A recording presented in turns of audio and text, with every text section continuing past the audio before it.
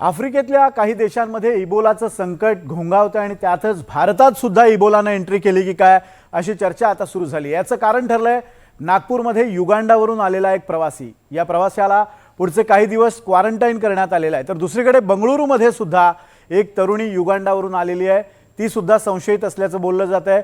नेमकी काय काळजी आरोग्य विभागामार्फत घेतली जाते आणि इबोला नेमका कसा आहे आपण पाहूयात एक स्पेशल रिपोर्ट।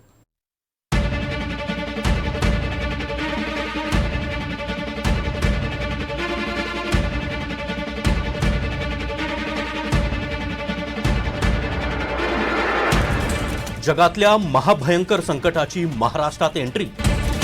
आफ्रिकेत धुमाकूळ घालणारा इबोला महाराष्ट्रात आला। नागपुरात युगांडाहून आलेला तरुण क्वारंटाईन।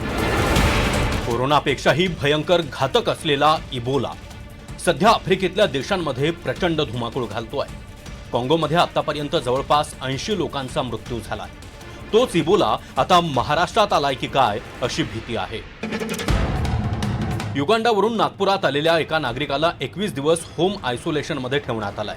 आपण इबोला रुग्णाच्या संपर्कात नसल्याचा दावा या प्रवाशानं केलाय। 47 वर्षाच्या या तरुणावर आरोग्य विभाग नजर ठेवून आहे।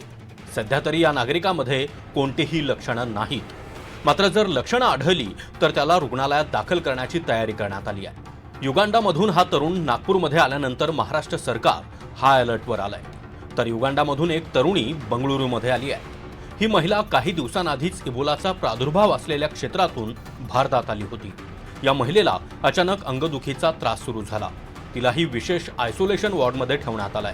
तिची इबोलाची पहिली चाचणी निगेटिव्ह आली आहे, मात्र आणखी एक चाचणी निगेटिव्ह आली तरच तिला डिस्चार्ज दिला जाईल। युगांडाहून नागपूरला आलेल्या एका 47 वर्षीय प्रवाशाला 21 दिवस आयसोलेशनमध्ये ठेवण्याचा निर्णय नागपूर महानगरपालिकेने घेतला आहे। युगांडाहून ही व्यक्ती आली होती आणि केंद्र सरकारनं गाईडलाईन इश्यू केली आहे की जे लोक आफ्रिकन देशातून प्रवास करतात, भारतात येत आहेत, भारताच्या विविध विमानतळावर येत आहेत, त्यांची चौकशी व्हावी आणि त्यांची चौकशी करून त्यांना नंतर 21 दिवस आयसोलेशनमध्ये ठेवावं। ही जी व्यक्ती आहे 47 वर्षीय व्यक्ती, या व्यक्तीची चौकशी करण्यात आली। ही व्यक्ती आफ्रिकन देशातून प्रवास करत होती, पण इबोला संदर्भात आफ्रिकेमध्ये ज्या पद्धतीनं काही संशयित रुग्ण सापडलेले आहे, या कुठल्याही रुग्णाच्या संपर्कात ही व्यक्ती आलेली नाहीये। या व्यक्तीला इबोला किंवा अन्य इतर कोणत्याही आजाराशी किंवा संसर्गाशी त्याचा संबंध आलेला नाहीये, असंही नागपूर महानगरपालिकेचे मनपा आरोग्य अधिकारी डॉक्टर सेलोकर यांनी सांगितलं आहे। त्यामुळे घाबरून जाण्याची कुठलीही गरज नाहीये, कोणी अफवांवरती विश्वास ठेवू नका। दक्षिण आफ्रिकेत इबोला पसरल्यानंतर जागतिक आरोग्य संघटनेनं तिथं आरोग्य आणीबाणी घोषित केली आहे। इबोला हा एक अत्यंत धोकादायक संसर्गजन्य आजार आहे। काँगोमध्ये इबोलाचा बुंदीबुगो व्हायरस पसरतोय। इबोलाचा हा नवा व्हायरस अत्यंत प्राणघातक आहे।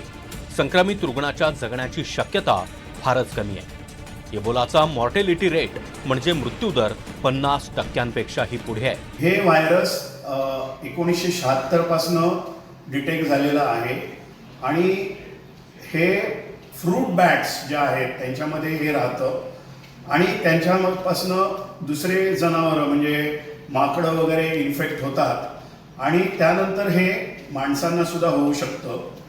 हे हवेमधनं जाणारं व्हायरस नाही, तर हे कॉन्टॅक्टमधनं म्हणजे लाळ किंवा एक्सक्रीटा, संडास, नंतर स्किनमध्ये जर काय ब्रेक झालेले असतील नाकामध्ये वगैरे तर त्याच्यामधनं ते स्प्रेड होतं आणि शरीरामध्ये जातं। याची मॉर्टॅलिटी म्हणजे मारक क्षमता ही 50 ते 90% आहे। काँगोमध्ये इबोलाचा जो बुंदीबुगो व्हायरस पसरतोय त्यावर कुठलीही लस उपलब्ध नाही आणि उपचारही नाहीत। इबोलाचा हा विषाणू प्राण्यांमार्फत वटुवाघूळ किंवा माकड यांच्यामधून माणसांमध्ये पसरतो। तीव्र ताप, तीव्र अंगदुखी, अशक्तपणा, घसा खवखवणं आणि डोकेदुखी अशी त्याची लक्षणं आहेत। जसजसा इबोला हा आजार शरीरात वाढत जातो तसा शरीरामध्ये अंतर्गत आणि बाहेरही रक्तस्राव होतो। रक्तस्रावामुळे अवयव निकामी होतात आणि मृत्यू होतो। या विषाणूला नष्ट करणारं एकही औषध जगात उपलब्ध नाही। ह्याचं मारक क्षमता ही अत्यंत मोठी असल्यामुळे ह्याच्यापासून वाचणं अत्यंत अवघड जातं। ह्याच्यावरती औषधं उपलब्ध नाहीत आणि ह्याच्यावरती वॅक्सिन्सही अजून काही रिसर्च झालेला नाही। आत्तापर्यंत जगामध्ये वेस्ट आफ्रिकेमध्ये याचे 2-3 मोठे आउटब्रेक्स होऊन काही हजारांमध्ये माणसं मेलेली आहेत. सध्या जगावर हंता, इबोला आणि कोरोनाच्या नव्या व्हेरियंटचं संकट आहे. मात्र त्यात सगळ्यात धोकादायक आहे तो हा इबोला. इबोलाचा संसर्ग आणि प्रसार थांबवायचा असेल तर जास्तीत जास्त तपासणी आणि आफ्रिकेतल्या देशांमधल्या सीमांवर नीट लक्ष ठेवावं लागणार आहे. आफ्रिकेतल्या देशांमधून आलेल्या लोकांना 21 दिवस क्वारंटाईन करता येईल का असा विचार सुरू आहे. तसंच आफ्रिकेतील सार्वजनिक स्वच्छता व्यवस्था सुधारण्याचा सल्लाही जागतिक आरोग्य संघटनेनं दिलाय. सध्या इबोला ही जागतिक महामारी म्हणून घोषित करण्याचा विचार नाही, मात्र सतर्कता बाळगणं गरजेचं आहे.